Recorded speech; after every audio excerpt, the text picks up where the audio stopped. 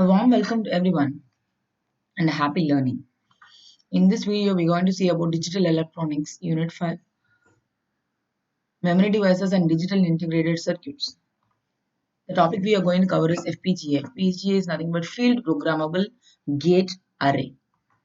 So the objective of this particular video is we have to you should be familiar with the basic structure of field programmable gate array.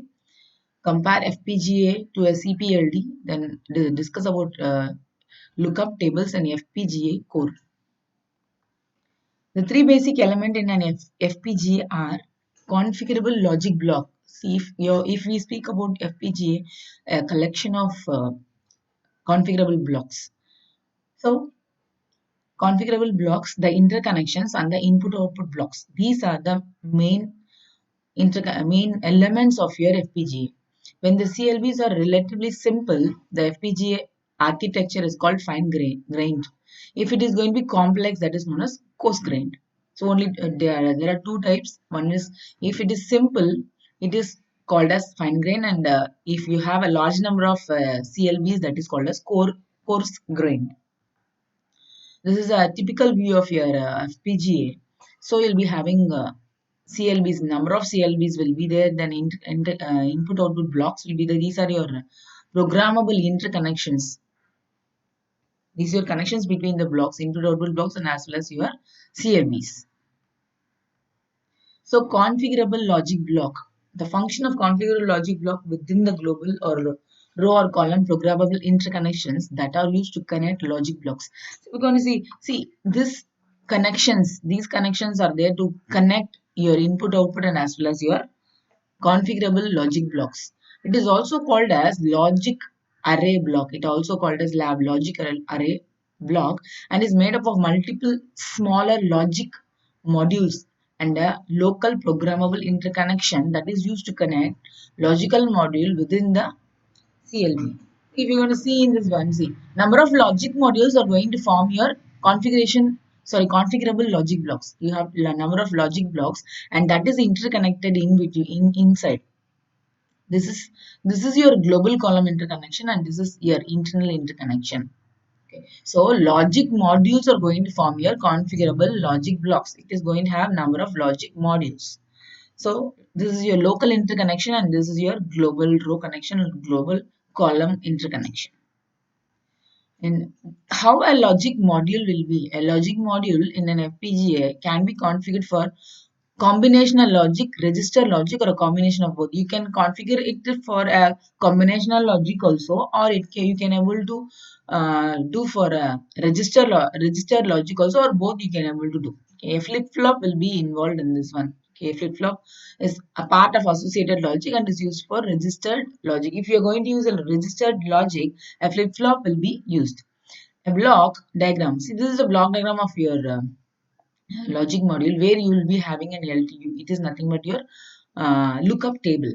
Is a type of memory that is programmable and is used to generate SOP, sum of product terms. SOP, sum of product terms, combinational logic function. This LTU, it will give my SOP output. Which SOPs I want, that I can able to tell exactly with LUT, lookup table. So lookup table.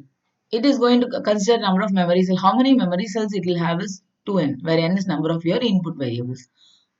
For example, 3 inputs can be selected up to 8 memory locations. Memory location, if you are going to have 3 means 2 over memory locations, what is that term? 2 over memory cells will be there. So, an LTU with 3 input variable can produce SOP expressions with 8 product terms. And the patterns of zeros and ones will be there. If your 1 is going to be there, then particular SOP is selected. SOP. This SOP output and each 0 means the associated product term not selected. In this diagram, if you're going to see, wherever I'm going to have a 0, 1. See, in this one, if you're going to see this particular SOP is selected, and again here also this S selected, and this is selected, and this is selected. And so we are going to get this particular expression. If suppose I'm going to have a 0 that is not selected, that function, that SOP is not selected, these are your memory cells. This is 2 power n. I'm sorry, this is 2 power n. So operating mode of your logic module. How my logic module is going to operate? What are the modes? Is first is your normal mode, then is it normal mode, then is your extended LUT, and then arithmetic mode and shared arithmetic mode. In addition to these four modes, a logic module can be utilized as a register chain or to create counters and shift registers. A logic module, see, logic module totally they're telling you can able to use in all these type of modes, and also you can use it as a register chain or a counter or a shift register. Also, you can able to utilize a logic module. So if I'm going for a normal mode, how it will be? Yes, normal mode is used primarily for generating combinational logic. Basically, normal mode is used, right? A logical mode can implement one or two combinational functions with its two LUTs. Two SOP functions, each with four variables or less, can be implemented in your logical module without sharing inputs. If you're not going to share any input and if you're going to take an output from your LUT, that is known as your normal. Right? Maximum by sharing input, you can have any combination of total of 8 inputs up to maximum of 6 inputs for each LUT. See, normal mode means the input, the variables what you are going to maximally have is 6. Yes, in normal mode you'll be having your what is it 6 inputs. That is your normal mode, right?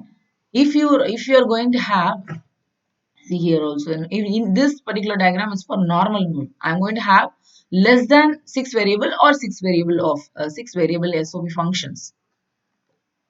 And extended LUT is nothing but I'm going to if it is going to be more than 7 variables. Extended LUT mode allows expansion to a variable of 7 functions. 7 variable functions it will be there. Then only it is known as extended LUT. The multiplier found by AND or circuit with the complemented input is part of the dedicated logic in a logic module. See, this is also an extended LUT means this particular function will be there. Whichever extended mode we want or normal mode we want, we can able to design. So next is your FPGA core. What is that core? The end user can program for any logic design. So I'm going to design for my logic design, right? FPGA are available that also contain hard logic. Hard logic is a portion of logic in an FPGA that is put in by the manufacturer. If a manufacturer is going to put a logic in that one in a FPGA, that is known as your hardcore as a specific function, and that cannot be reprogrammed. It is very important. If an hardcore means the manufacturer will tell, he will only program a particular function or a logic that cannot be changed. That is your hardcore. Yes, example, if a consumer needs a small microprocessor as a part of system design, it can be programmed into FPGA by the consumer, or it can be provided as a hardcore. So manufacturer only can design it and tell, that is known as your hardcore. If the embedded function has some programmable features, it is known as your softcore. So softcore means programmable features. If the embedded function has some programmable features, that is known as your softcore. If manufacturer is going to give, that is known as hardcore. The programmable features, if it is going to be, that is known as your softcore. So the disadvantage of your hardcore is it cannot be changed. Later it can't be changed. So you have to decide what exactly your FPGA to be, whether your DSP inbuilt logic you want, or a processor, microprocessor you want, controller you want. Those you have to decide then and there. So this is your hardcore. If you're going to see this particular is given by the manufacturer only. Portion of CLB is programmed during manufacturing for a specific function, and the remaining is your programmed by the user. These are utilized by the user, and this is given by the manufacturer. So these are the FPGA manufacturers. and Xilinx is maximum use. The Spartron, Vertex, these are your manufacturer of your FPGA, and this is my reference. Thank you.